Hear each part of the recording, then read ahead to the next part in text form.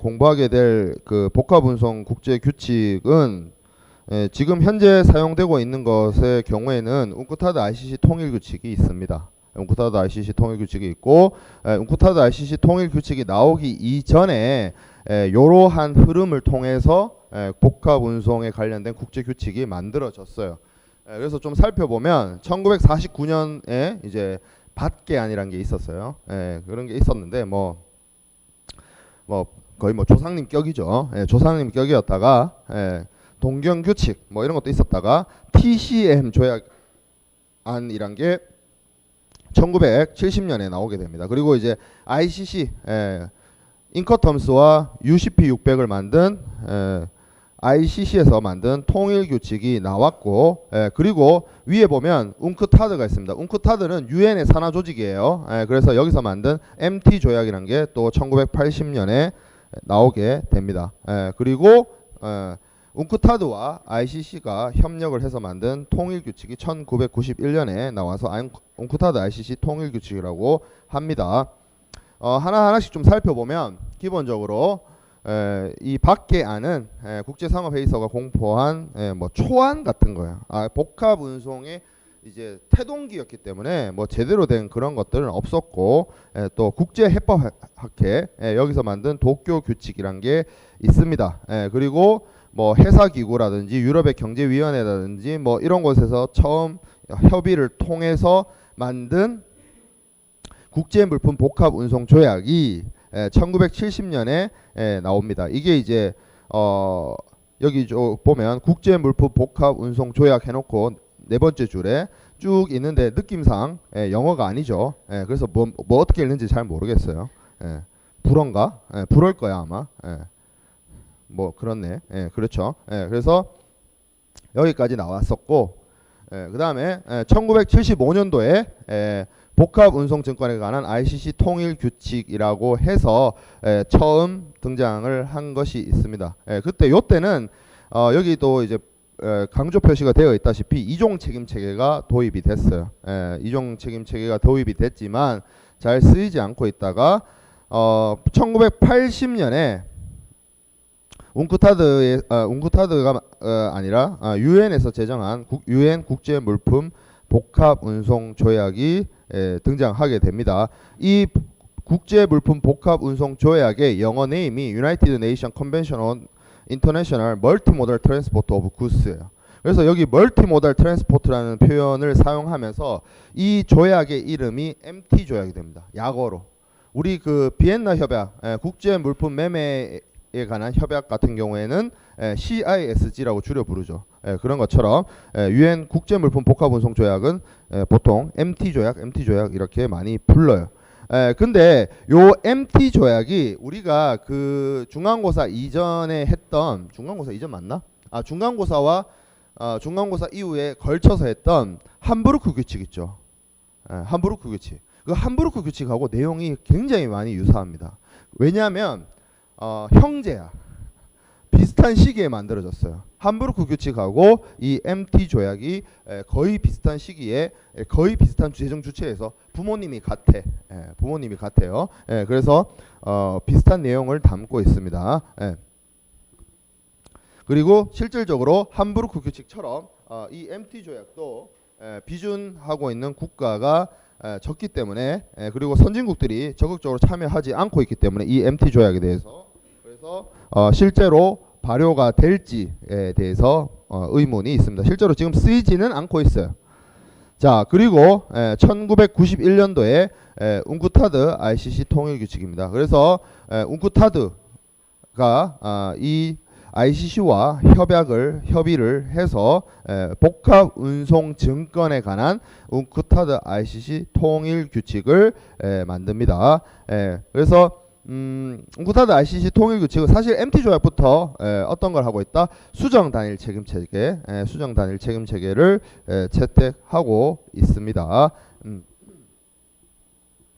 자, 그리고 이 실제로 이 웅크타드 ICC 통일 규칙은 지금 현재 복합 운송에 사용되고 있는 국제 규칙이라고 할 수가 있어요. 왜 그러냐면 이게 뭐 국가들이 이제 비준하고 안 하고 이런 문제가 아니라 여기 보면 마지막 단락에 국제 운송 주선인 협회라는 곳이 있어요. 예, 뭐 이거를 피아타 뭐 이렇게 얘기를 합니다. 그러니까 프라이 포워더들의 세계적인 모임, 이렇게 생각을 하면 되는데 여기에서 나오는 국제 운송 주선인 협회의 통일 선화증권, 여기 보면 네 번째 줄에 피아타 MTBL이라는 거 있죠.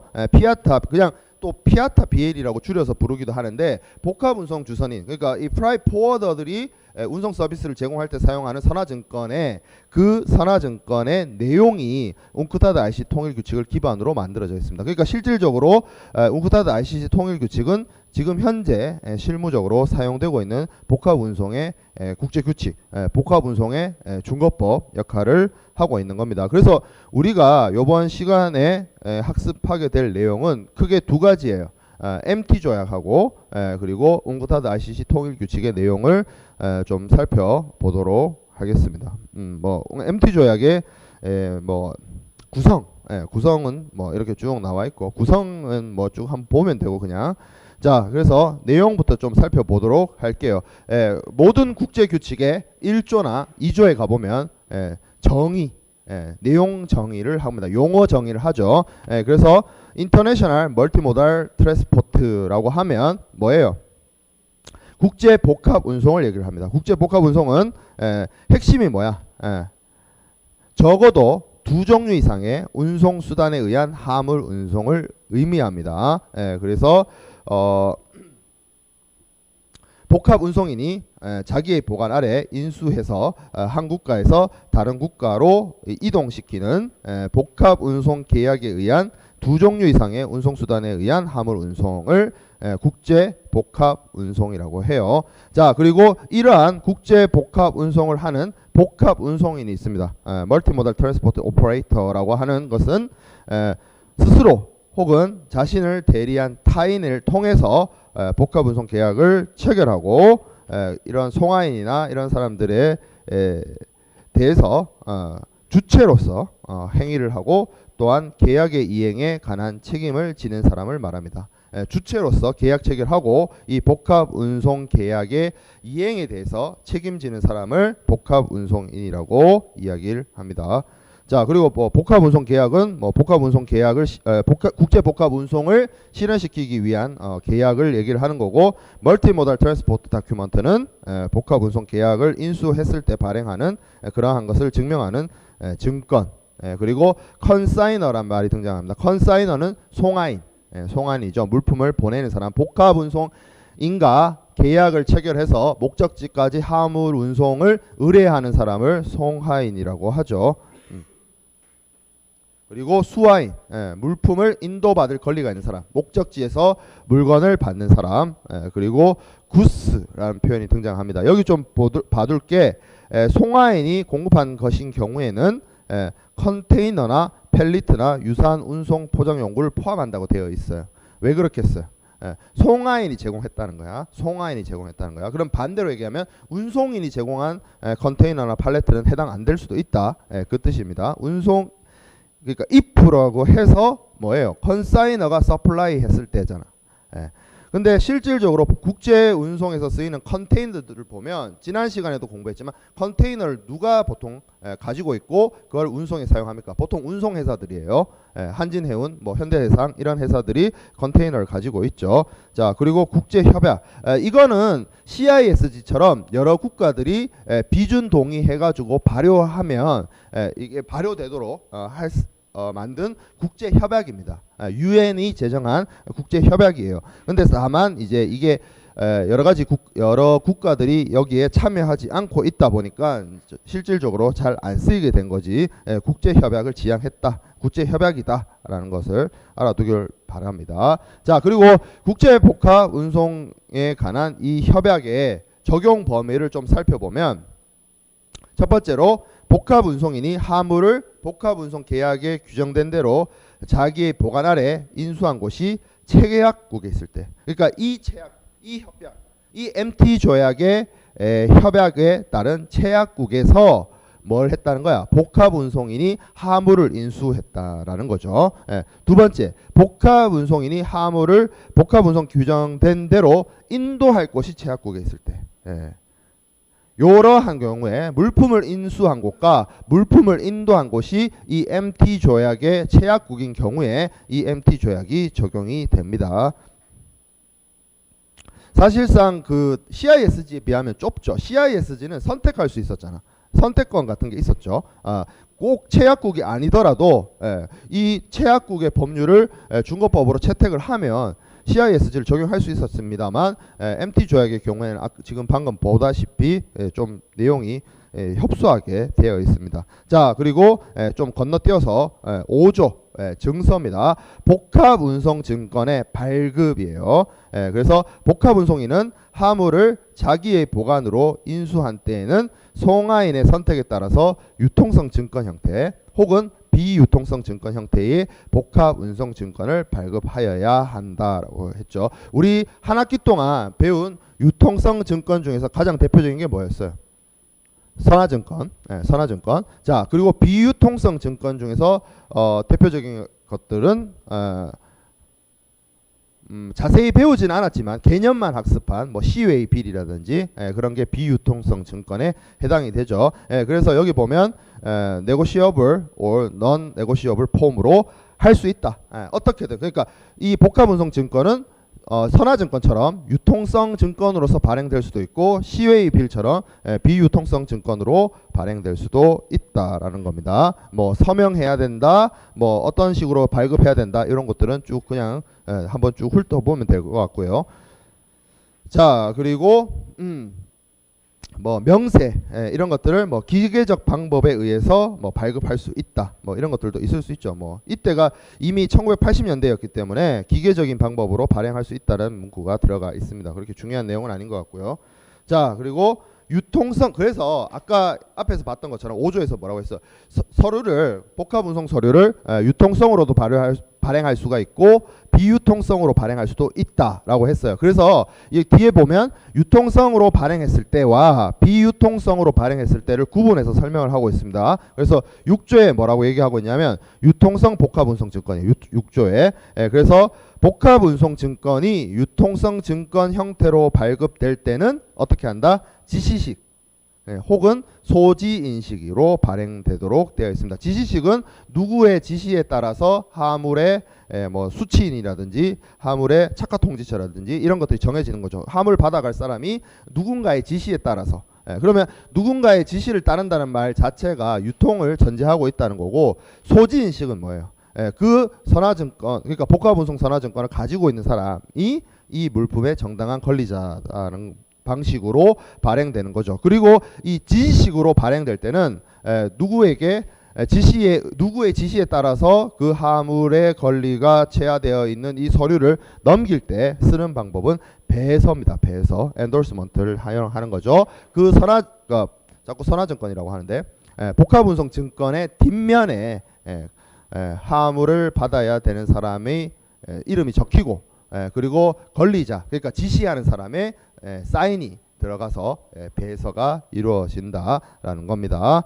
자, 그리고 원통 이상의 원본이 나오면 당연히 뭐 이거는 원본의 통수를 기재해서 발행하고, 그리고 사본이 나올 때는 사본마다 비유통성 사본이다, 뭐 이런 표시해야 된다, 뭐 이런 이야기들도 있습니다. 그래서 여기 보면 A, B, C, D, E라고 해서 유통성 증권의 형태로 발급되었을 때 이렇게 발급한다라는 걸 알 수가 있죠. 5개예요. 5개. A, B, C, D, E. A, B, C, D, E 5개라고. 자, 화물의 인도는 필요한 경우 정당하게 배서된 복합운송 증권가의 상한으로서 청구되어질 수 있습니다. 그러니까 배서를 통해서 이 복합운송 증권을 정당한 소지인이 화물에 대해서 이 서류를 상환하게 되면 화물의 인도가 이루어진다, 그 뜻입니다. 그리고 두 통 이상의 원본을 한 조로 발급했을 때는 복합운송인은 그러한 행위를 하는 사람의 선의로 원본 중 한 통과 상한으로 화물을 인도할 때 나머지 그러면 두 통이 발행됐는데 한 통을 받아서 화물을 인도해 줬어요. 그러면 그걸로 화물 인도 의무가 끝나는 겁니다. 나머지 한 통 오지 않았어도 그 얘기죠 지금. 자, 그리고 비유통성 복합운송증권이 7조에 있습니다. 비유통성 복합운송증권은 화물의 그 정당한 소지인, 수취인의 변경을 의도하지 않고 있어요. 그래서 그 화물을 받아야 되는 사람을 무슨 택배 보내듯이 딱 누구 거라고 딱 적혀서 지정돼서 복합운송 서류가 발행이 됩니다. 그래서 지명된 수화인이라는 표현이 등장을 합니다. named consignee라는 표현이 등장하죠. 그래서 이 지명된 수화인이 어떤 사람이다? 화물을 목적지에서 찾아갈 사람이다 라는 거죠. 그래서 이런 것들이 발행되게 됩니다. 자, 그리고 복합운송증권의 내용입니다. 복합운송증권의 내용. 복합운송증권에는 요런 내용들이 들어가야 돼요. 그래서 A, B, C, D, E, F, G, H, I, J 해가지고 쭉 나와 있죠. 그래서 뭐 일반적인 내용이에요. 일반적인 내용인데 뭐 하인이라든지 화물의 외관에 이 화물의 성격이나 내용에 대해서 마크 표시하는 거 그런 것들을 할 수 있고 화물의 외관 상태 뭐 이런 것들을 표시해야 되고 그리고 복합운송인의 명칭, 송화인의 명칭 그리고 지명한 경우에 수화인 지명 안 한 경우도 있을 수 있어. 그리고 뭐예요? 복합운송인이 화물을 자기 보관 아래 인수한 장소 및 일자. 이게 뭐야? 쉽게 말하면 선적이죠. 그래서 여기 표현을 보면 영어 표현을 보면 뭐라고 되어 있어요? taking in charge라고 되어 있죠. 그래서 화물을 인수했다라는 거죠. 자기 보관 아래. 그러면 쉽게 말하면 이게 선화증권으로 쳤을 때는 선적지 얘기하는 겁니다.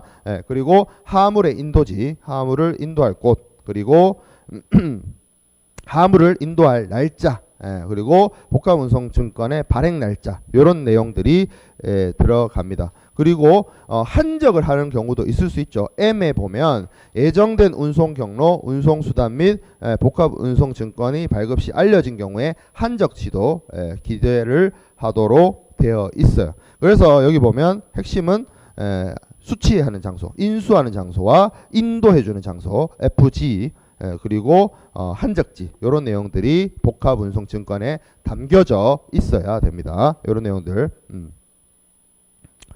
자, 그리고 복합운송증권상의 유보라고 되어 있어요. 유보. 이게 쉽게 말하면 권리를 그대로 내버려 둔다, 남겨둔다, 뒤로 밀어둔다. 뭐 이런 이야기였어요. 그래서 복합운송증권의 유보라고 하는 것은 뭐냐면 화물이 실제로 그 포장이나 계품의 숫자나 수량에 대해서 실제로 그렇게 화물이 인수되었는지에 대해서 복합운송인이 확실히 그걸 판단을 못해요. 확인을 못해. 그러면 어떻게 한다? 그러한 확인에 대해서 이거 난 아직 확인 못했는데 라는 식으로 유보를 해두는 거죠. 이게 그 비슷한 얘기가 우리가 함부르크 규칙이나 이런 거 얘기할 때 그런 얘기 했었어. 부지 조항 그런 내용 했었죠.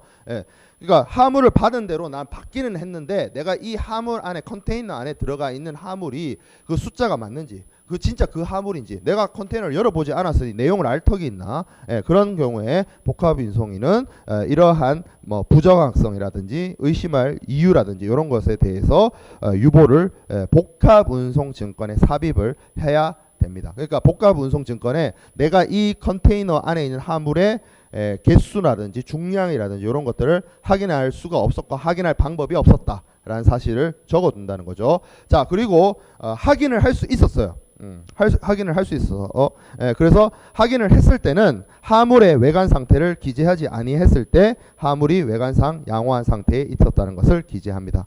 화물이 외관상 양호한 상태다. 쉽게 말하면 뭐예요? 선화증권으로 치면 클린 비엘 얘기하는 거예요. 클린 비엘인 경우에는 기재한 기재하지 않았을 때, 그러니까 클린 BL처럼 아무것도 적지 않았을 때가 양호한 상태다, 굿 컨디션이다라는 거죠. 만약에 이러한 그 복합운송인이 복합운송증권의 화물의 외관 상태에 대해서 이러쿵 저러쿵 쓰게 되면 전혀 클린하지 않죠. 클로즈한 거죠. 더티한 거죠. 복합운송증권도 사실상 공부를 하다 보면 느끼는 점이 뭐냐면 선화증권의 형식으로 많이 발급이 됩니다. 특히 MT조약상에서는 구체적으로 그런 표현이 등장하지 않는데, 왜냐하면 MT조약은 아까도 살펴봤다시피 유통성으로도 발행할 수 있고 비유통성으로도 발행할 수 있게 되어 있는데, 웅크타드 ICC 통일규칙 가보면 이게 복합운송증권을 선화증권 형식으로 발행을 하려고 하는구나라는 게 보여져요. 자, 그리고 복합운송증권의 증거력입니다. 이것도 마찬가지로 우리가 운송을 하기 위한 운송서류로서 발행을 되기 때문에 그 운송계약에 뭐예요? 추정적 증거로서 역할을 합니다. 복합운송인이 화물을 인수해서 목적지까지 화물을 인도해주는 그러한 복합운송계약에 따른 추정적 증거로서 작용을 하고, 자, 그리고 B항에 있는데, B항이 뭐 그렇게 중요한 건 아닌데 이거 내용 자체가 어려울 수 있어요. 그래서 이게 무슨 얘기냐면 화물이 이렇게 인도가 되잖아요. 유통성에 의해서 화물이 인도가 됩니다. 처음에 선적을 했을 때 송화인에서 뭐 은행을 통하든지 아니면 뭐 다른 사람을 통해서라든지 목적지에 도착해서 화물의 수화인에게 넘어가게 됩니다. 그러면 수화인에 넘어가게 되면 그 사람이 이제 정당한 권리자가 되는 거죠. 그러면 정당한 방식으로 유통증권에 의해서 이 복합운송증권을 인도받은 수화인에 대한 권리에 대해서 복합운송인이 거기에 반하는 행동을 못하는 거예요.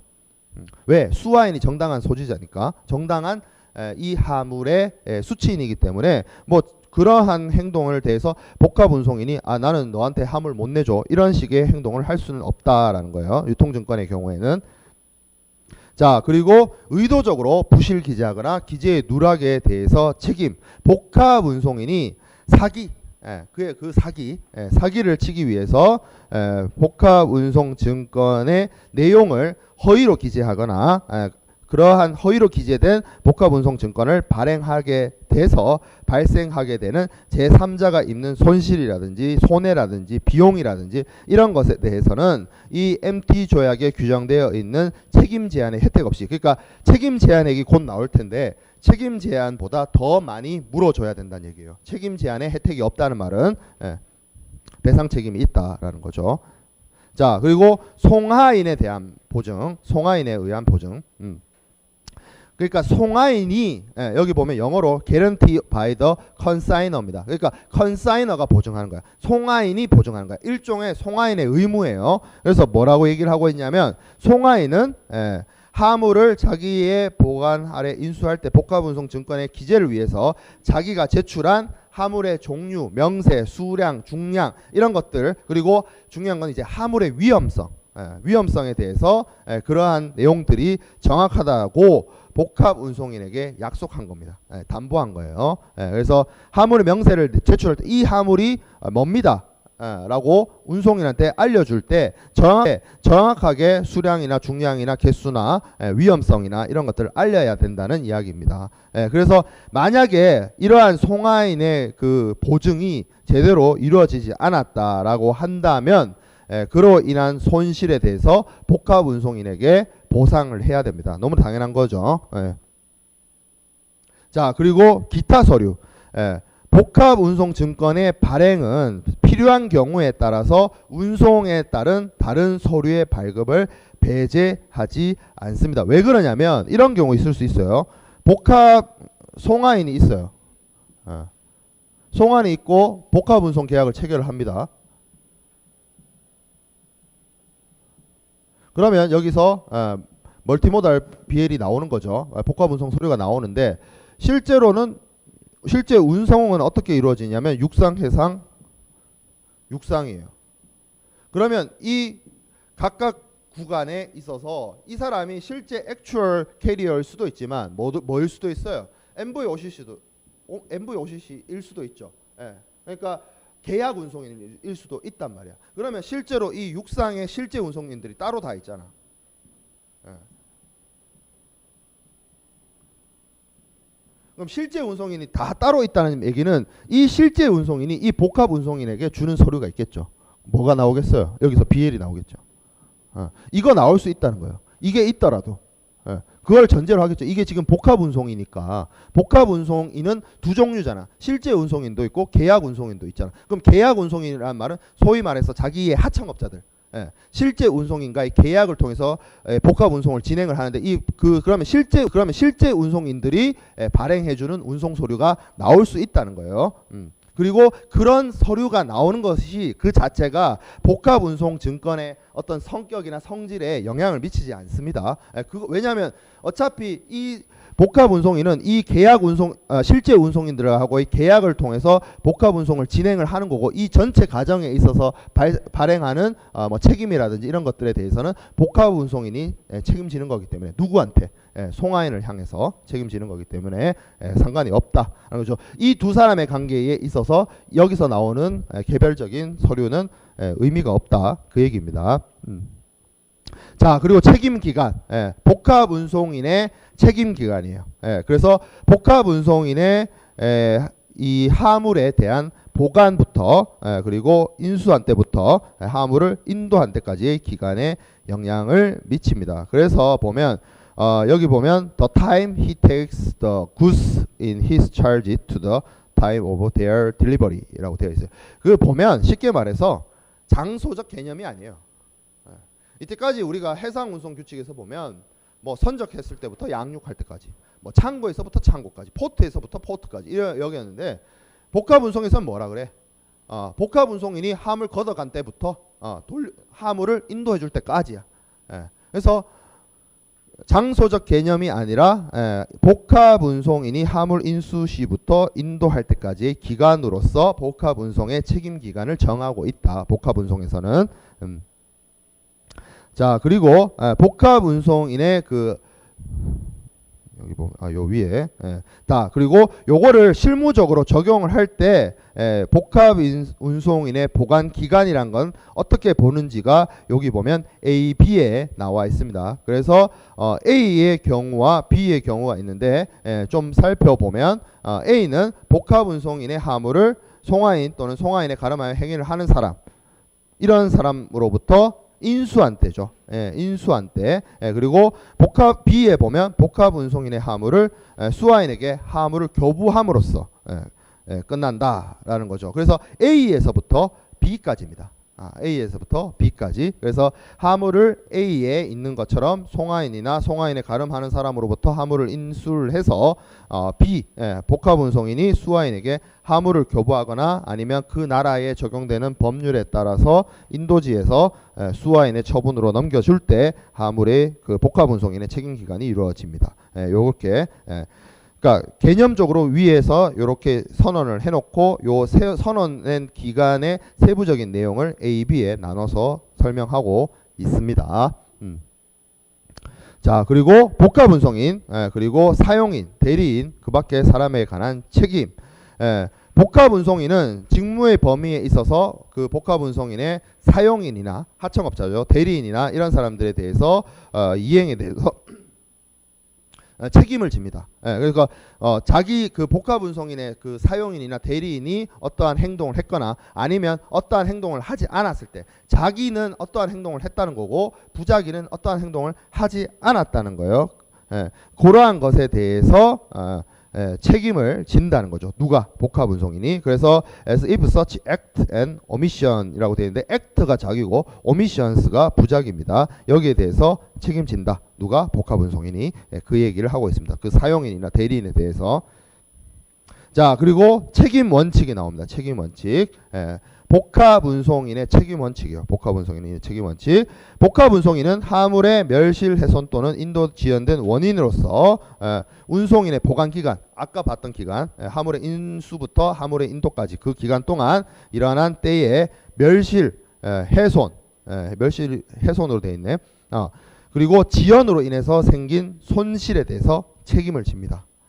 그러나 복합 운송인이 자신 또는 그 15조는 아까 봤던 그 사용인이나 대리인 말하는 거예요. 자신이나 사용인이나 대리인에 의해서 사고 및 그 결과를 방지하기 위해서 합리적으로 요구되는 모든 조치를 취했다는 것을 증명한 때는 그러하지 않습니다. 여기 지금 볼드가 빠진 게 증명한 때야. 증명한 때까지 강조 표시하세요. 자, 그러면 요거를 쉽게 얘기하면 뭐예요? 첫 번째 위에 있는 말은 뭐라고 얘기하고 있어요? 복합 운송인의 책임 기간이 뭐예요? 여기서 인수해서 여기서 인도해 줄 때까지죠. 송하인으로부터 아까 봤잖아. 14조에서 A가 뭐였어요? 송하인으로부터 인수했을 때, 그리고 수하인에게 인도해 줄 때, 여기까지가 복합 운송인의 책임 기간인데, 요 보관 기간 동안 일어난 멸실 손상 지연에 대해서 누가 책임진대? 복합 운송인이 져요. 복합 운송이 져요. 그러면 근데 복합 운송인이 무조건 책임을 지면 곤란하니까 자기가 최선을 다했고 이것이 자신은 최선을 다한 결과에 의해서 자기가 어찌할 수 없는 결과로서 발생한 화물의 멸실 손상이라고 생각이 된다면 그 자신의 결백을 입증하라고 되어 있어요. 이걸 뭐라고 하냐면 우리가 공부했습니다. 뭘 공부할 때? 함부르크 규칙을 공부할 때 했어요. 뭐예요? 이거는 가실 책임 추정주의야. 일단 뭐다? 복합 운송인의 책임으로 봅니다. 헤이그 규칙이나 헤이그 비스비 규칙에서는 뭐라 그랬어요? 상당한 주의 의무를 기울이면 된다라고 되어 있었고, 그 상당한 주의 의무를 기울였는지 아니었는지의 여부는 운송인이 증명하는 것이 아니라 하주가 증명하는 것이었어요. 근데 함부르크 규칙에 와서는 뭐라 그랬어요? 일단 하주보다는 운송인이 너 잘못으로 보고 너 잘못이 아니었을 때는 너가 입증해, 이거였잖아. 그거하고 같아요. 그러니까 이 운송인의 책임 원칙에 있어서 함부르크 규칙하고 MT 조약이 같아요. 실질적으로. 왜? 부모님이 같고 태어난 시기가 같거든. 형제. 그래서 비슷한 시기에 이루어진 국제 협약이기 때문에 함부르크 규칙하고 이 운송인의 책임의 원칙이 같습니다. 자, 인도 지연. 그리고 헤이그 비스비 규칙 때는 인도 지연에 대한 얘기가 없었는데 뭐 함부르크 규칙부터는 뭐 있었어? 인도 지연이 들어갔잖아. 마찬가지로 MT 조약에서도 인도 지연을 운송인의 책임으로 보고 있어요. 그래서 화물이 명시적으로 합의된 기간이 있으면 그 기간 내에 아니면 그러한 합의가 없었다라고 하면 여기 나와 있는 것처럼 합리적으로 요구되는 기한 안에 화물을 인도하지 않으면 인도 지연으로 봅니다. 그리고 인도 기한을 경과했을 때로부터 90일 내에 화물이 도착하지 않으면 화물이 없어졌다라고 보는 겁니다. 이 말은 거꾸로 하면 예를 들어서 지금 5월 26일이죠. 5월 26일까지 화물을 인도하는 기한이에요. 그래서 이 기한 안에 화물이 도착하지 않았어. 그러면 뭐예요? 인도 지연이에요. 근데 5월 26일부터 달력으로 연속되는 날짜에 의해서 90일이 지났어요. 그러면 그건 뭐다? 인도 지연이 아니고 화물의 멸실이야. 그렇게 본다는 얘기예요. 이 말 뜻이. 자, 그리고 원인의 경합. 화물이 멸실 손상이 났는데 기본적으로 이 MT 조약이 뭐예요? 가실 책임 추정 원칙이잖아. 그러니까 뭐예요? 일단 운송인의 잘못으로 보는데 운송인이 가만히 들여다보니까 일부는 내 잘못이 맞는데 일부는 또 내 잘못이 아니야. 그러면 입증을 하게 되면 여기 나와 있죠. proves, 증명하게 되면 누가? 복합 운송인이 증명하게 되면 자신의 책임이 있는 부분에 한해서만 자기가 책임을 질 수가 있습니다. 그래서 이제 원인이 경합한다는 거야. 그러니까 화물의 멸실 손상 지연을 끼친 영향이 이유가 여러 가지다. 여러 가지라면 복합 운송인은 자기의 잘못에 대해서만 책임을 질 수도 있다. 그리고 그런 걸 하려면 여기 표현되어 있다시피 증명해야 돼요. 자기 자신을. 자, 그리고 책임 한도액. 920 SDR입니다. 하나의 포장물이나 적재 잔이당 920 SDR. 그리고 무게로 봤을 때는 킬로그램당 2.75 SDR입니다. 제일 많아요. 667, 835 SDR보다 더 많아요. 920 SDR이었죠. 예, 헤이그 비스비 때는 뭐였어요? 667 그리고 2 SDR이었죠. 667 사실은 666.99지만 뭐 그건 됐고 667 예. 667에 2 SDR이었죠. 킬로그램당 요거는 한 유닛당. 근데 요게 함부르크 규칙 가서 뭐였어요? 835로 바뀌었죠. 그리고 2.5로 바뀌었죠. 예, 이게 또 MT 조약 와서 여기 나오는 것처럼 920 920이고 2.75로 바뀝니다. 예. 킬로그램당 이거는 한 유닛당. 예. 점점 늘어나죠. 예, 점점 늘어납니다. 자, 그리고 18조의 2항은 뭐예요?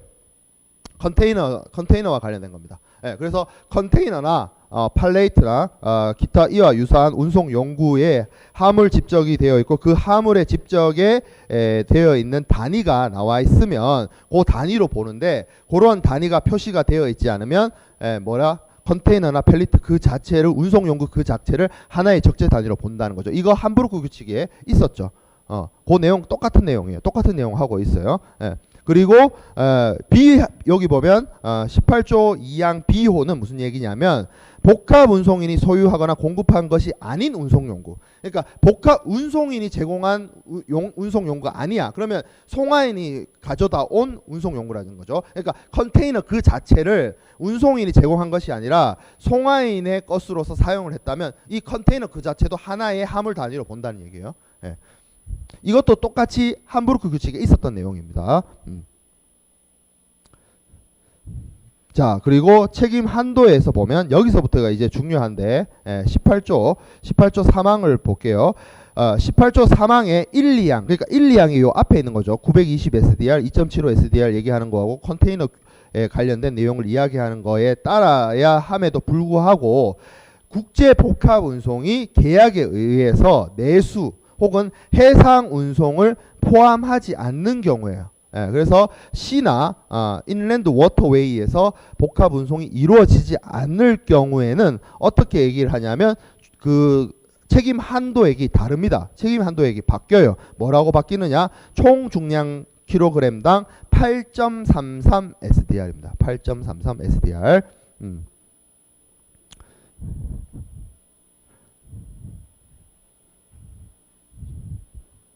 여기가 중간이 해상이 아니고 예를 들어서 여기가 만약에 항공운송이다. 이런 식으로 쓰인다 라고 하면 킬로그램당 물어줘야 되는 책임 한도액이 8.33이 됩니다. 내수로가 안 쓰이고 이렇게 육상이라든지 아니면 뭐 철도라든지 해상 내수로가 이 복합 운송인의 책임 기간 안에 들어가 있지 않은 경우에 그렇게 바뀝니다. 내용이. 자, 그리고 18조 4항 인도 지연의 경우에는 책임 한도액이 화물에 대해서 지급되는 운임의 2.5배입니다. 2.5배. 그리고 뭐 합의에 의해서 이러한 책임 한도액을 늘릴 수 있다. 이런 얘기도 18조 6항에 있고 그리고 18조 7항의 SDR은 그 SDR이에요. IMF에서 제정한 특별 인출권 그 SDR을 말합니다. 자, 그리고 국지적 손해 18조하고 19조를 함께 해석을 해야 되는데 하물의 멸실 또는 손상이 복합 운송의 어느 한 특정 구간에서 발생하고 그 구간에 관해서 적용되는 국제협약 또는 강행적 국내법이 위에 봤던 18조 1항이나 3항의 적용으로 산출되는 한도보다 높은 한도를 규정하고 있는 경우에는 그 협약 또는 그 국내법의 규정에 따라서 결정한답니다. 이 말이 잠깐만 여기 19조죠. 조금 뒤로 건너뛸게요.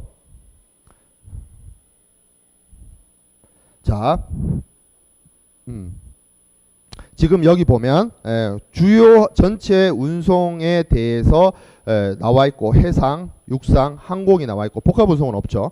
그리고 이 해상, 육상, 항공에 있어서 국제법 혹은 이제 중거법 역할을 하는 협약 이 적혀져 있습니다. 해상 운송은 뭐야? 헤이그 룰, 헤이그 비스비 룰, 그리고 함부르크 규칙, 그리고 육상 운송의 경우에는 도로의 경우에는 CIM, 철도에 의한 경우에는 CMR이 있고, 항공 운송의 경우에는 뭐 바르샤바 컨벤션도 있는데 사실상 몬트리올 프로토콜, 몬트리올 개정서가 실제로 지금 쓰이고 있기 때문에 지금 현재 그러면 해상의 경우에는 여기 600 이거 함부르크 규칙은 안 쓰이잖아. 헤이그 비스비만 쓰인다 그랬잖아. 그러면 해상 운송에 적용되는 거는 667 SDR하고 2의 SDR이 되고, 육상의 경우에는 17 SDR하고 8.33 SDR이 있습니다. 자, 그리고 항공 운송의 경우는 17 SDR이야. 이 얘기가 뭐냐면, 지금 여기서 아까 국지적 손해라고 했죠. 그래서 사고가 났는데 그 사고가 어디서 정확하게 났는지를 알아요. 예를 들어서 그러면 항공 운송 구간에서 사고가 났다고 칩시다. 그러면 항공 운송 구간에서 받을 수 있는 운송인의 책임 한도에는 저기 나와 있는 것처럼 킬로그램당 17 SDR이에요. 그럼 17 SDR이고, 아까 18조 1항, 2항, 3항에서 살펴봤을 때 운송인의 책임 한도액은 뭐였어요? 여기 있죠. 920 SDR, 킬로그램당 2.75 SDR. 그리고 해수로가 안 쓰이면 요 2.75가 뭐로 바뀐다 그래서 8.33이죠. 그러면 요 8.33 SDR하고 17 SDR하고 비교했을 때 어디가 커요? 17이 크죠. 산수 그러죠. 그러면 뭐 적용한다? 이거 적용한다는 얘기예요. 어떤 사고가 어디서 났는지 딱 정확하게 알아. 그러면 근데 그 구간이 어디야? 항공운송이야. 그럼 항공운송에서 항공운송인이 제공해주는 책임 한도액이 17이야. 근데 MT 조약에서의 최고 한도액은 8.33이야. 혹은 2.75거나. 그러면 높은 거 적용해주겠다는 거야. 그 얘기입니다. 이게 왜 여러분들 왜 해상이 빠졌을 때 이 8.33이 되는 줄 알아요? 왜 8.33으로 했을까? 해상이 없을 때, 그럼 요거 해상 운송 빠졌을 때 육상하고 항공만 있잖아. 육상하고 항공 이거는 안 쓰이거든. 그러니까 쉽게 말하면 요거 쓰이는 거예요. 해상이 없다고 쳤을 때. 그러면 요거 중에서 제일 낮은 금액이 뭐야? 8.33이죠. 그래서 이렇게 되는 거야. 이 숫자가 왜 등장을 했냐면, 해상이 없다라고 하면 육상하고 항공 운송밖에 없는데, 육상 항공에서 적용되는 국제 규칙의 책임 한도액 중에서 제일 낮은 게 8.33인 거야. 그러니까 자동으로 그냥 8.33 해주는 거야. 만약에 쉽게 말하면 이 규정이 없다 하더라도 그냥 이것만 요렇게만 규정이 920하고 2.75만 되어 있다 하더라도 이거 빼고 요거 세 개하고 비교했을 때 무조건 이 숫자보다 이게 높잖아. 그럼 최소는 어디까지야? 여기까지는 된다는 거잖아. 무조건. 그러니까 아예 협약 내용에다가 해상 내수로가 빠지면 어떻게 한다? 책임 한도액을 8.33으로 해준다는 내용이 넣어놓은 거야.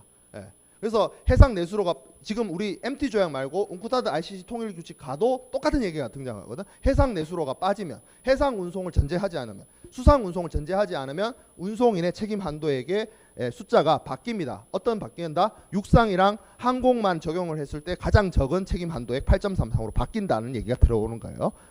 저 8.33 숫자가 저기서 시작된 거예요. 다시 내가 지금 목 상태가 좀 안 좋아가지고 미안해요. 자, 20조 계약 외적 책임. 이 협약에서 정하는 모든 항변이나 한도는 소송에 의한 것이든 계약에 의한 것이든 복합 운송인에 대한 모든 소송에 적용이 됩니다. 이 협약에 대한 책임에 관련된 내용에 있어서 소송에 적용이 되는데, 자, 그리고 이 항은 화물의 멸실 손상에 대해서 복합 운송인의 사용인, 대리인 이런 사람들의 어떤 직무의 범위에서 일어난 것인 경우에는 그 협약의 내용에 대해서 복합 운송인이 주장할 수 있는, 그러니까 복합 운송인이 원용한다는 말이 복합 운송인이 이 협약, 이 MT 조약상에서 어떤 자신의 권리나 이런 것들로 인해서 이용하는, 원용하는, 사용하는 어떤 항변, 한도, 이런 것들을 이용할 수 있다. 그러면 여기서 말하는 복합 운송인이 원용할 수 있는 책임에 관한 한도가 뭐예요? 대표적인 게 920 SDR이죠. 920 SDR. 요 한도까지만 물어준다. 이런 것들을 어떻게 한다고? 두 번째 줄에 복합 운송인의 사용인이나 대리인에 의해서 뭐 소송이 제기되거나 했을 때도 저 복합 운송인의 사용인이나 대리인 들도 이 920 SDR을 주장할 수 있다. 그 얘기입니다. 이 긴 문장의 함축적인 의미가. 자, 뭐 배송받을 수 있는 초객은 협약에 규정된 책임 한도를 넘길 수 못한다. 뭐 당연한 이야기고, 계약 외적인 책임. 자, 그리고 책임 제한의 권리 상실. 자, 그래서 여기 보면 멸실 손상 인도 지연을 복합 운송인이 일으킬 의도를 갖고 혹은 무모하게 복합 운송을 함에 있어서 무모하게 행동을 했다는 거죠. 복합 운송인이.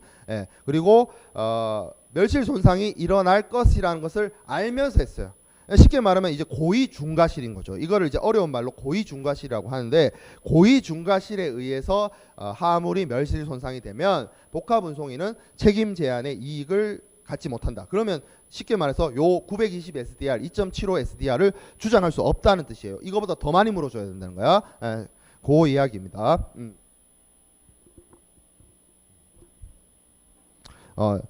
21조 2항은 복합 운송인의 사용인과 대리인에 대해서 위에서 한 이야기가 똑같은 이야기를 반복하고 있는 거예요. 그래서 별로 중요한 건 아니고, 자 22조는 송하인의 책임입니다. 여기서부터는 송하인의 책임. 앞에서는 뭐였어요? 복합 운송인의 책임 한도에 그리고 책임 범위에 대한 이야기가 나왔고, 22조에서부터는 송하인의 책임입니다. 자, 그래서 송하인은 송하인 자신이 사용인이나 대리인이 직무의 범위 내에서 행위하고 있을 때 가실이나 부주의로 인해서 복합 운송인이 입은 손실에 대해서 책임을 져야 한다. 앞에서는 복합 운송인이 복합 운송 계약에 따라서 하물을 인수해서 인도하는 데 발생한 하물의 멸실 손상 인도 지연에 대해서 책임을 진다라는 이야기가 나왔는데, 여기서부터는 송하인의 자신의 업무 범위와 관련해서 복합 운송인에게 피해를 주면 복합 운송인에게 책임을 져야 된다는 얘기가 나와 있어요. 그래서 이게 그 MT 조약부터는 송하인에 대한 의무, 송하인에 대한 책임, 이런 내용들이 구체적으로 잘 들어가 있습니다. 함부르크 규칙에서도 사실상 그런 내용, 비슷한 내용들이 있었죠. 자, 그래서 위험물에 관한 특별 규칙입니다. 이것도 헤이그 비스비와 함부르크 규칙에서 여러분들이 한 번씩은 봤던 거예요. 뭐냐면 무해와 조치입니다. 무해와 조치. 하물이 위험한 하물이란 거야. 위험한 하물. 그래서 위험성이 있다는 표식을 하거나 라벨을 붙여야 되고, 그리고 이 하물이 나 굉장히 위험한 하물을 너에게 운송 서비스를 맡긴다라는 사실을 송하인은 복합 운송인에게 알려줘야 됩니다. 알려줘야 된다. 통지해야 된다는 표현으로 등장을 하고 있죠. 이 하물 좀 어려워. 이 하물 위험해. 이 하물 관리 잘 못하면 뭐 불이 난다든지 폭발한다든지 위험성을 가지고 내포하고 있어 라는 사실을 송하인은 복합 운송인에게 충분히 인지할 수 있도록 알려줘야 된다는 거죠. 자, 근데 여기 중간에 23조 2항의 하나 둘 셋 넷 다섯 번째 줄에 송하인이 그와 같은 조치를 취하지 못했고, 그러니까 통지를 안 했어. 그리고 복합 운송인이 하물의 위험성에 관해서 인지하고 있지 아니한 경우에는 어떻게 한다? 이로 인해서 발생한 손실에 대해서 송하인이 책임을 집니다. 그리고 복합 운송인은 배상금 없이 하물을 파괴하거나 무해하게 처분할 수 있습니다. 이게 무해하 조치예요. 무해하 조치. 자, 그리고 23조 4항을 보면 본조 2항 B의 규정을 적용하지 아니않고 라는 말은, 이거는 본조 2항 B의 규정이 뭐냐면 쉽게 말해서 송하인이 알려주지 않아서 복합 운송인이 무해하 조치를 했다. 그 경우죠. 그거 아닌 경우에 뭐예요? 하물이 인명 또는 재물에 실제 위험을 미치게 되는 경우. 그러니까 여기서 얘기하는 건 뭐냐면 송하인이 복합 운송인한테 이 하물 되게 위험해 라고 알려줬다 이거야. 알려줬는데 실제 위험이 닥쳤어. 그러면 복합 운송인은 하물을 또 배상금 없이 파괴시키거나 무해화 시킬 수 있습니다. 요 내용 똑같은 내용이 어디 있었다? 함부르크 규칙에도 있었어요. 그죠? 비슷한 내용이 많아요. 그래서 쌍둥이라는 얘기를 내가 하는 거야. 자, 그리고 청구 및 소송. 그래서 하물이 수하인에게 교부된 바로 다음 영업일, 워킹 데이 애프터 더 데이. 이것도 사실상 함부르크 규칙하고 비슷한 내용이죠. 다음 날 알려주라는 거죠.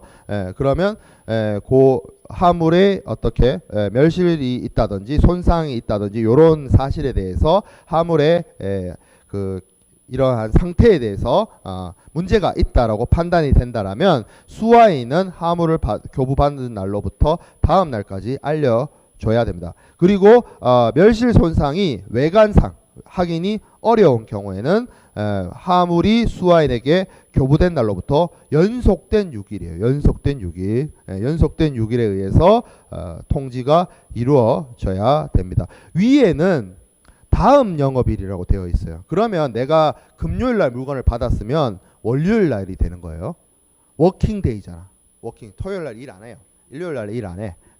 자, 근데 밑에는 외관상 확인은 뭐라고 되어 있어요? consecutive day라고 되어 있어요. 달력으로 6일이에요. 중간에 뭐 공휴일 껴도 상관없어. 연속되는 6일입니다. 그 표현 차이가 있어요. 자, 그리고 지연의 통지, 하물이 수화인에게 교부될 때 상태가 권한이 부여된 대리인 이런 사람들에 의해서 조사나 검사의 대상이 된 데는 조사 검사 중에 확인된 멸실 손상에 대해서 통지를 요하지 않습니다. 그 조사나 검사를 하기 때문이죠. 그리고 복합운송인이나 수화인은 하물을 검사하고 검수하는 데 필요한 상당한 편의를 상대방에게 제공을 해야 됩니다. 그리고 자, 하물이 수화인에게 교부됨으로써 인도된 날 혹은 14조 2항 B, 이거는 14조 2항 B2는 뭐냐면 그 나라 법률에 의해서 수화인의 임의처분하에 놓였을 때 그거예요. 그때 인도되었음이 수화인에게 통지된 날로부터 연속된 60일 이내에 복합운송인에 대해서 문서로 통지를 하지 아니한 때는 인도 지연을 인정받지 못합니다. 그러니까 인도 지연이 이루어졌어. 내가 5월 26일까지 하물이 왔다면 5월 26일로부터 연속되는 60일 이내에 뭘 해야 된다? 하물 안 왔어. 이야기를 해야 된다. 그리고 여기 연속된 60일인데 연속된 90일이 지나면 아까 얘기했죠. 뭐예요? 멸실이로 본다. 라는 거죠. 60일 안에 하물 안 왔어를 얘기하라. 이 얘기예요.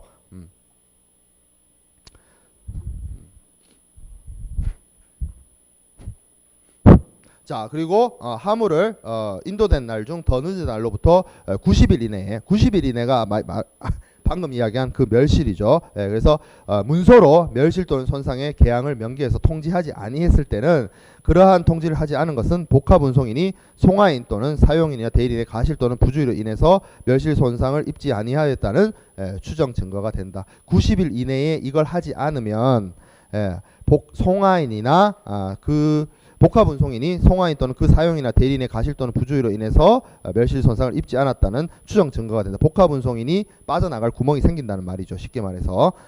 자, 그리고 본조 2항, 5항, 6항에 규제된 통지 기간이 인도지의 영업일이 아닌 날에 만료되는 때는 다음 영업일로 연장된다. 쉽게 말해서 여기 보면 60일까지 통지를 하도록 되어 있는데 그 60일째가 공휴일이야. 그러면 그 다음 영업일이죠. 워킹데이. 워킹데이. 그래서 딱 봐도 왼쪽에 그 볼드 표시되어 있는 애들이 보면 워킹데이로 쓰이는 애들도 있고 컨세큐티브 데이로 쓰이는 날도 있고 애들도 있고. 그죠? 더 이상 설명 생략. 자, 25조 제소의 제한. 이거는 소송입니다. 소송. 헤이그 비스비 규칙 때는 1년이었어요. 함부르크 규칙에 와서는 2년이 됐죠. 쌍둥이니까 여기도 2년이에요. 2년. 그래서 뭐 그 내용은 한번 쭉 읽어보면 이건 뭐 함부르크 규칙에서 다 했던 내용이니까. 뭐 그렇죠.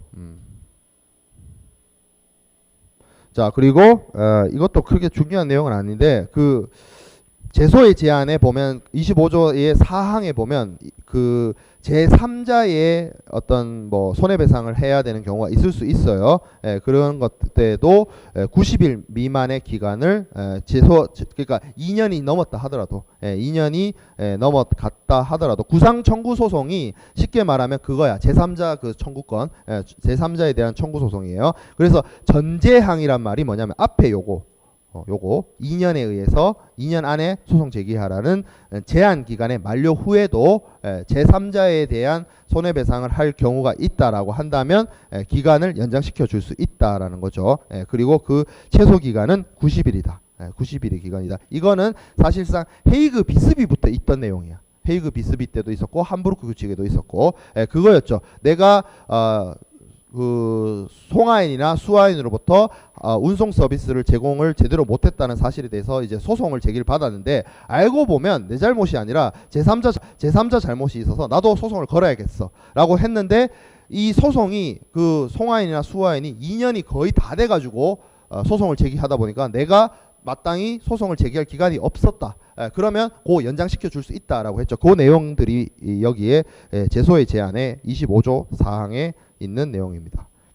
자, 그리고 26조는 재판 관할걸. 뭐 중요한 내용은 아니에요. 이제부터 26조부터 뒤에 나오는 것들은 뭐 그렇게 중요한 내용이 아닙니다. 이렇게 복합 운송을 함에 있어서 목적지에 도달을 했을 때 화물의 멸시 손상 같은 것들에 대해서 소송을 진행을 할 때 그 소송을 진행하는 재판 관할은 어디에 있느냐? 뭐 보면 뭐 피고의 뭐 거주지 뭐 이런 얘기를 하고 있죠. 복합 운송의 계약의 체결지, 그리고 화물을 인수한 곳이나 인도지, 뭐 그리고 복합 운송 증권으로 증명되는 그 밖의 장소, 뭐 이런 식으로 A, B, C, D 라고 나와 있습니다. 여기도 4개예요. 4개.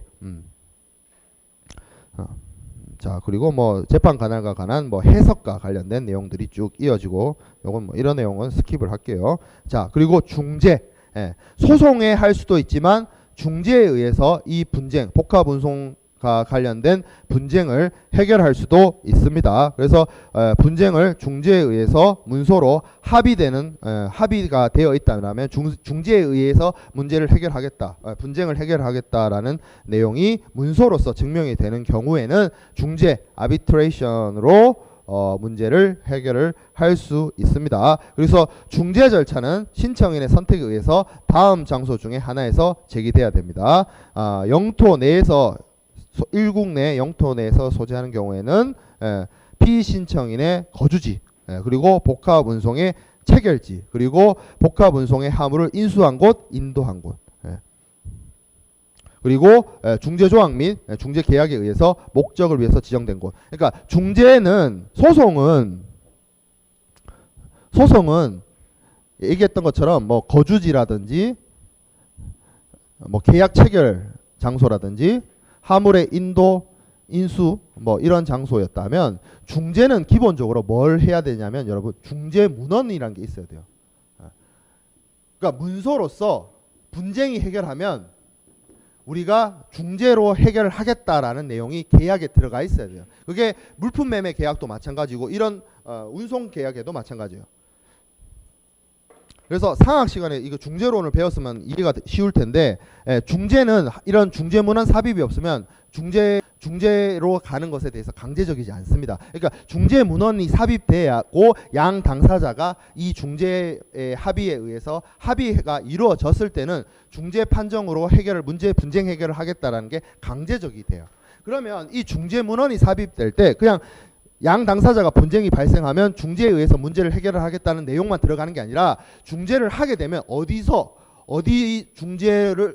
곳에서 중재를 해결하겠다고 하는 이 중재에 대한 뭐예요? 중재 판정부, 이런 것들에 대해서 나와 있습니다. 그 쉽게 말하면 우리나라로 치면 대한상사중재원에 의해서 문제를 해결하겠다.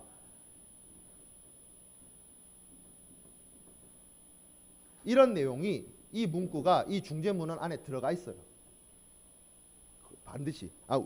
뭐 예를 들어서 대한상사중재원이 아니면 뭐 다른 나라에 있는 상사 분쟁 중재를 하는 그러한 장소가 정해지게 돼 있어. 중재문헌이 들어가면. 그러면 여기서 말한 것처럼 화물의 소송과 관련해서 거주지나 체결지나 인도 인수지에서도 할 수 있지만, 이 중재문헌에서 들어가 있는 중재소, 중재장소, 중재 판정부, 거기에 따라서 문쟁을 해결할 수 있다. 중재에 따라서 해결을 할 수 있다는 거죠. 우리나라는 실질적으로 국제적으로 공인되어 있고 국가에서 인정한 상사 분쟁을 해결하는 곳으로서 대한상사중재원이 있어요. 삼성동 그 트레이드 타워에 가면 있습니다. 저것이 그 관련된 내용이고. 자, 그래서 MT 조약에 대해서 이제 주요한 내용을 잠깐 요약하고 잠깐 쉴 텐데, 복합 운송인의 책임과 관련해서는 얘기를 했습니다. 가실 책임 원칙 맞아요. 운송인이 잘못한 게 있으면 책임을 져. 근데 일반적인 헤이그 비스비에서 봤던 그냥 단순한 가실 책임이 아니고 추정주의야. 가실이 있다라고 일단 봐. 누가 가실이 있다고? 운송인이 가실이 있다고 먼저 봐요. 그 다음에 운송인 네가 아니라고 생각이 되면 네 스스로가 증명을 하면 면책이 되는 방식으로 나와 있습니다. 자, 그리고 복합 운송의 책임 기간은 장소적 개념이 아니라고 했어요. 운송인이 하물을 수령한 때부터 인수한 때부터 하물을 인도한 때까지의 기간이 복합 운송의 책임 기간입니다. 그래서 수령이란 하물을 송화인에 가름해서 행동을 하는 사람으로부터 인수하는 거. 그리고 인도라는 것은 여기 보면 하물을 수화인에게 교부할 때, 그리고 또 뭐 있었어요? 그 나라 법률에 의해서 하물이 수화인의 임의처분하에 넘겨질 때, 그리고 인도지의 법령에 의해서 당국이나 기타의 제3자에게 하물이 인도될 때가 인도입니다. 그래서 요 세 가지. 그래서 수령과 인도가 복합 운송의 책임 기간에 해당이 된다. 요 내용은 14조에 있었어요. 그리고 책임 체계는 봤다시피 수정 단일 책임 체계를 선택을 해서 복합 운송인이 전 구간에서 단일의 책임을 집니다. 근데 단일의 책임을 지는데 구간마다 조금 한도액이 달라요. 뭐가 달라? 한도액이 다른 거야. 책임 한도가 다른 거야. 책임 한도가 다릅니다. 그래서 여기 보면 쭉 적용을 하는데, 멸실이나 손상이 손해 발생 구간이 판명이 되지 않은 경우에는 동조약에 있는 내용, 그러니까 920 SDR, 2.75 SDR을 적용을 하고 손해 구간이 어디서 손해가 났다라는 게 명확하게 판정이 되는 경우에는 그 해당되는 국제규칙과 여기 920 SDR, 2.75 SDR 중에 높은 것을 선택합니다. 그래서 얘기했다시피 사고가 항공 운송을 하는 도중에 발생했다라고 하면 17 SDR을 적용하니까 920 SDR이나 2.75 SDR보다 높다. 그래서 17 SDR 적용을 한다는 거고, 사고가 육상이든 항공이든 육상이든 어디서 났는지 잘 모르겠어. 장소를 모르겠어. 그러면 그냥 920 SDR, 2.75 SDR을 적용을 합니다. 그리고 또 뭐가 있었어요? 해상에서 운송이 이루어지지 않아. 복합 운송의 책임 기간 동안 해상이 없어. 그럼 뭐 적용한다? 8.33 SDR을 적용한다. 그래서 킬로그램당 8.33 SDR. 그래서 이 전체 운송 구간에 대해서 복합 운송인이 단일의 책임을 제공하는 건 맞지만 어떤 게 다르다? 운송 구간에 따라서 그 책임 한도액, 책임 배상의 한도가 달라요. 다른 걸 적용하고 있어요. 그러니까 완전한 형태의 단일 책임 체계가 아니고 뭐다? 수정된 단일 책임 체계입니다. 완전한 형태의 단일 책임 체계라면 이 운송 구간 상관없이 똑같이 배상해줘야지. 그건 아니다. 그건 실질적으로 불가능하다. 왜 실질적으로 불가능하죠? 지금 보다시피 육상 운송 구간의 책임 한도액도 다르고 항공 운송 구간의 책임 한도액도 달라요. 그리고 해상의 경우에는 아까 여러분들 봤다시피 667 ESDR이야. 그러면 만약에 이게 진짜 그냥 단일 책임 체계, 수정 단일 책임 체계가 아니고 그냥 단일 책임 체계라면 복합 운송인은 송화인한테 920 SDR을 물어주고 복합 운송인은 실제 운송인한테 667 SDR을 받아야 되는 상황이 발생하게 되잖아. 그냥 단일 책임 체계만 적용하게 되면.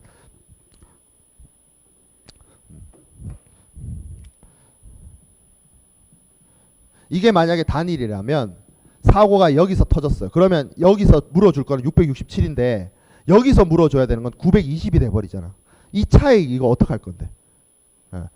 이거 이 사람이 다 뒤집어 써야 되잖아. 그래서 단일 책임 체계는 이념적으로, 개념적으로, 메커니즘적으로 복합 운송에 가장 적합하지만 단일 책임 체계를 쓸 수가 없다. 실제적으로. 그래서 수정을 한다. 어떻게 수정을 한다?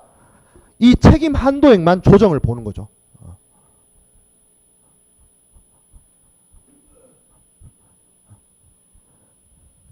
그래서 손해 발생 구간을 모르면 그냥 920. 그리고 손해 구간을 알고 있으면 이거 중에 비교했을 때 높은 걸 하는 거죠. 근데 사실 여기도 마찬가지로 이렇게 수정을 한다 하더라도 여기서 해상에서 발생하게 되면 920이 높으니까 920을 물어줄 수밖에 없어요. 물론 그런 문제가 있어. 그래서 안 쓰여요. 사실 그래서 안 쓰여. MT 조약이 안 쓰이는 이유가.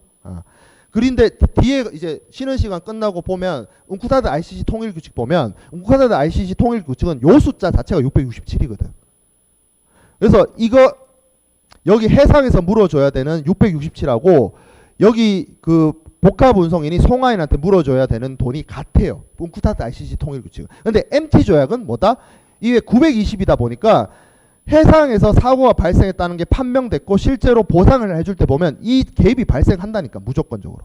예. 그래서 MT 조약을 운송인들이 받아들일 수가 없었던 거예요. 그래서 실제로 안 쓰인다 라는 겁니다. 요게 핵심이다. 요거 다시 쉬는 시간 끝나고 돌아와서 웅쿠타드 ICC 통일규칙 얘기할 때 다시 얘기해야 돼요. 자, 그리고 이 설명 다 했죠. 멸실훼손 손해구간이 판명되지 않은 경우에 920 SDR 또는 2.75 SDR 중 높은 쪽, 그리고 해상 내수로 포함하지 않은 경우에 8.33, 그리고 멸실훼손 손해구간이 판명되면 그 구간에서 적용되는 강행정의 국내법과 여기 920 SDR 중 높은 쪽을 선택을 한다. 그리고 인도 지연의 경우에는 운임의 2.5배, 그리고 뭐 그 다음에 책임 제한의 배제, 부주의, 고의로 일으키면 위에 있는 그 책임 제한액을 원용을 할 수가 없다, 주장을 할 수가 없다라는 내용입니다. 요거 여기까지 하고 좀 쉬었다가 웅쿠타드 ICC 통일 규칙으로 나가도록 하겠습니다.